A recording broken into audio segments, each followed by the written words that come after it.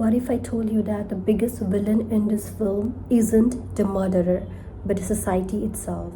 Well, guys, welcome back to my channel. I'm sure you have already guessed about the movie name by seeing the title. So let's get started with the review.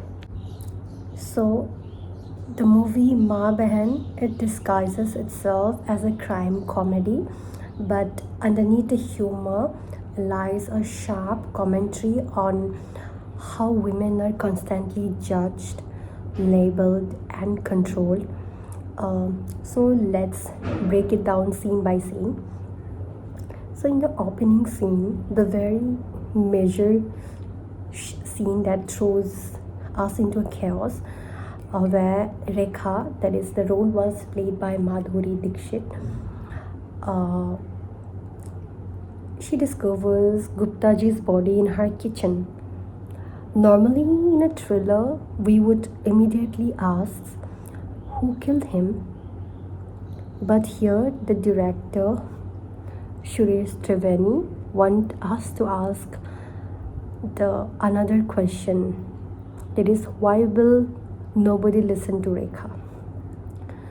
The neighborhood where Rekha lives, there has already created an image of her that she's an independent woman, she dresses well, she wears half sleeves blouse, she laughs loudly, she lives alone. So before the investigation even begins, society has already decided to declare Rekha as guilty, right? So basically, this is a brilliant storytelling because the murder mystery becomes secondary here. So the real mystery becomes, how does society create a villain? Let's study the character of Rekha, that is Madhuri Dixit. So Rekha is probably one of Madhuri Dixit's most layered character, I would say. She isn't just written as a perfect mother, she isn't just written as a victim, she isn't just written as a superhero.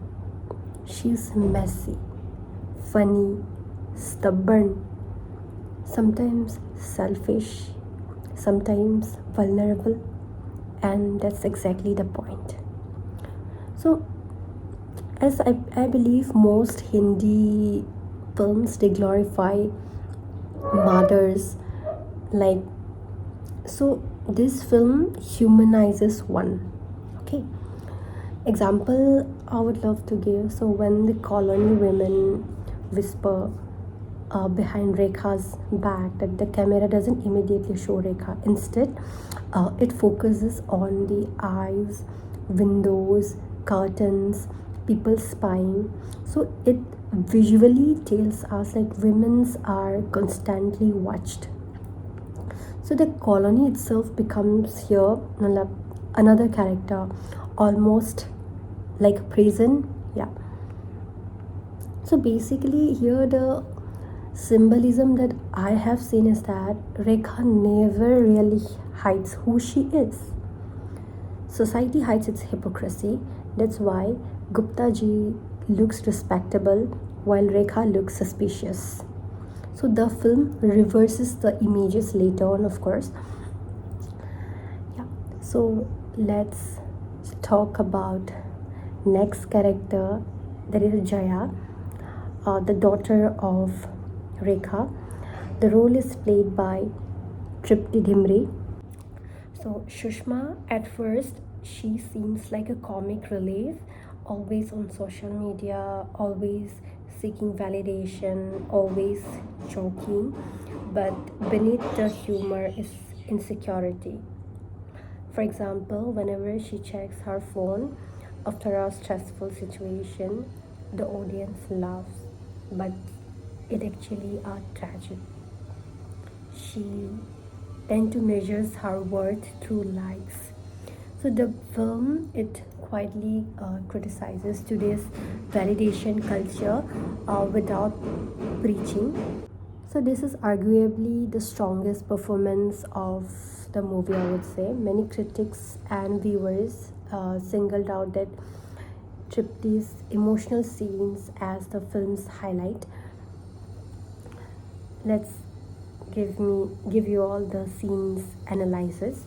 So one of the best scene is when Jaya finally confronts her husband here. Like, we have noticed something, like she doesn't scream immediately. There are pauses, silence, tears, then comes anger. Instead of becoming filmy, it feels like years of suppressed frustrations are exploding. So, what does this scene mean, right? It's not just about leaving one toxic marriage, it's about uh, rejecting the expectation that a good woman must tolerate everything. The dialogue becomes powerful here because Jaya isn't just, uh, you know, Jaya isn't just asking permission anymore. She's making and taking her own decision right now. So the cinematography, like that I have noticed, was like how she is framed. Earlier, initially in the movie, I guess in the first scene or the second scene, she was like often portrayed as like trapped by doors, windows, and narrow spaces. Later, Jaya occupies the center of the frame, of course. So the visual language mirrors the growing confidence of Jaya. So now let's talk about the third character, Shushma. The role was played by Dharna Durg. So the character of Gupta ji, that is the role, was played by Ravi Kishan. So Gupta ji is fascinating because he barely needs loud villainous scene. He represents respectable patriarchy. Everyone trusts him. Nobody questions him. Why? Because society automatically gives men a credibility. Rekha receives suspicion. Gupta ji receives respect. So this contrast is intentional and central to the film's message, of course. So the next character, I would say, the colony itself, where these people were living, Rekha, Shushma, and Gupta ji.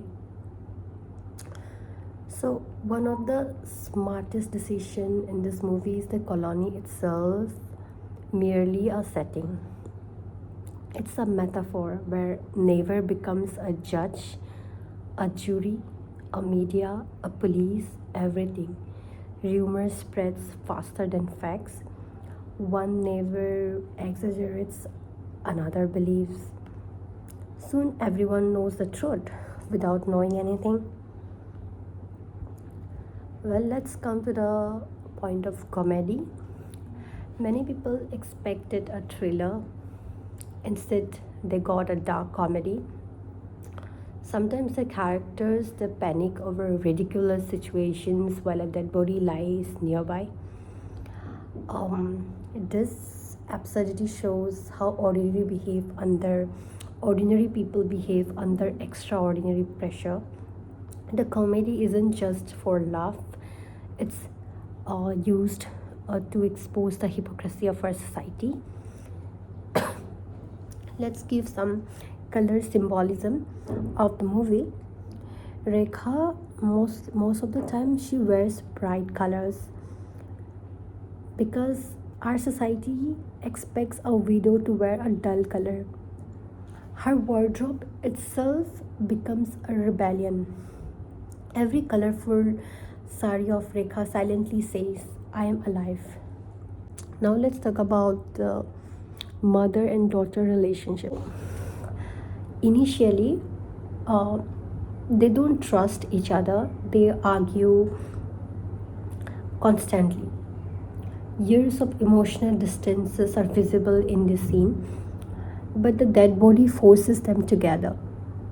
Ironically, that rebuilds their family. So, this is the emotional core of the movie. So, let's talk about the ending. Spoiler discussion. Without revealing every twist, the climax it shifts the focus from solving the crime to the emotional liberation of the three women. Each characters break free from a different form of social control. Rekha rejects the labels imposed on widows. Jaya here chooses self respect over suffocating marriage. And Shushma learns that the self worth cannot come from public approval. So the ending is less about who wins the mystery and more about who reclaims agency. Lastly, Ma Behen isn't really asking us who committed the crime. It's asking why society is always ready to put women on trial first. That's what makes it more than just another crime comedy. It becomes a sharp, uncomfortable reflection of the world we live in.